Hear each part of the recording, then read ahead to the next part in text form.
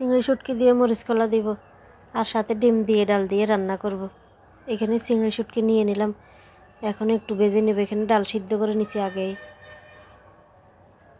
এখানে ডিম নিয়ে নিলাম, এখন শুটকিগুলো একটু ভেজে নিব, লাল লাল করে একটু বেশ কিছুক্ষণ ভেজে নিব। শুটকি ভাজা হয়ে গেছে, এখন নামিয়ে নিব। শুটকি রান্না বসিয়ে দিব, কড়াই বসিয়ে তেল দিয়ে দিলাম, তেলও গরম হয়ে গেছে।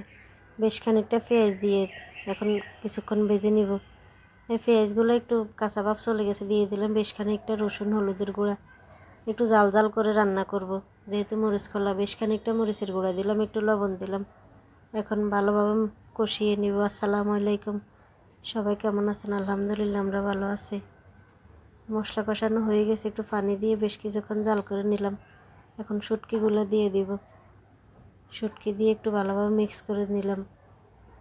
কষানো হয়ে গেছে, এখন একটু পানি দিয়ে দিব। বেশি পানি দিব না, অল্প একটু পানি দিব। পানি দিয়ে একটু কিছুক্ষণ জাল করব, শুকিয়ে নিব। এই শুটকিও রান্না হয়ে এসেছে। এদিকে ভাত বসিয়ে দিলাম, ভাতও হয়ে এসেছে। এই শুটকি রান্না রেডি, এখন নামিয়ে নিব। অনেক সুন্দর হয়েছে শুটকির কালারটা। এদিকে ডিমগুলো গোলাই নিলাম পেঁয়াজ দিয়ে, ডিম ভাজি করে নিব আগে। এই যে হাফ হাফ করে ডিমগুলো ভাজি করে নিব। 2টা ডিম নিয়েছি। এই ডিম ভাজা হয়ে গেছে একটা, আরেকটা ভেজে নেব, এটা কেটে নিব।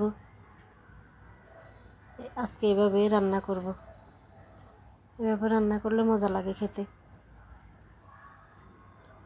এই ডিম ভাজা হয়ে গেছে এক ভাগ, এখন আরেক ভাগ দিয়ে দিলাম। ওই ভাগটাও এরকম করে ভেজে নিব। ডিম ভাজা হয়ে গেছে, এখন রান্না বসিয়ে দিব। ডাল রান্না বসিয়ে দিলাম, কড়াই বসিয়ে তেল দিয়ে দিলাম জিরা ফোড়ন, তেজপাতা, দারচিনি ফোড়ন। এগুলো একটু ভেজে মশলাগুলো দিয়ে দিবে এক এক করে। মশলা দিয়ে দিলাম সব, এখন ভালোভাবে কষিয়ে নিব।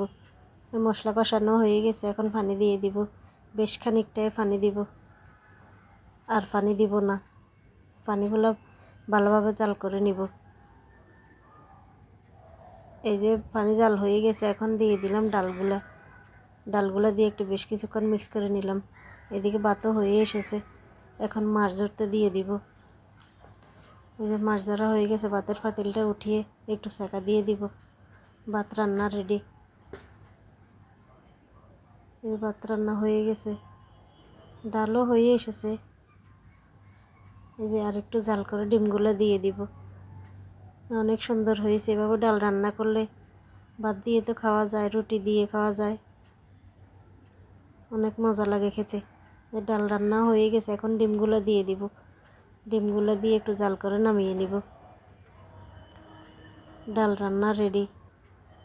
অনেক সুন্দর হয়েছে কালারটা। একটু জল রাখা লাগবে, না হয় ডালগুলো বসে যাবে। এই যে রান্না বান্না রেডি। দুপুরে কাজকর্ম সেরে এখন খাওয়া দাওয়া করব। খাওয়া দাওয়া করে নিব। আজকে পর্যন্তই। সবাই ভালো থাকবেন, সুস্থ থাকবেন। যে যেখান থেকে ভিডিওটা দেখেন, ভালো লাগলে লাইক কমেন্ট করবেন। আল্লাহ হাফেজ। সবাইকে অনেক ধন্যবাদ। আসসালামু আলাইকুম।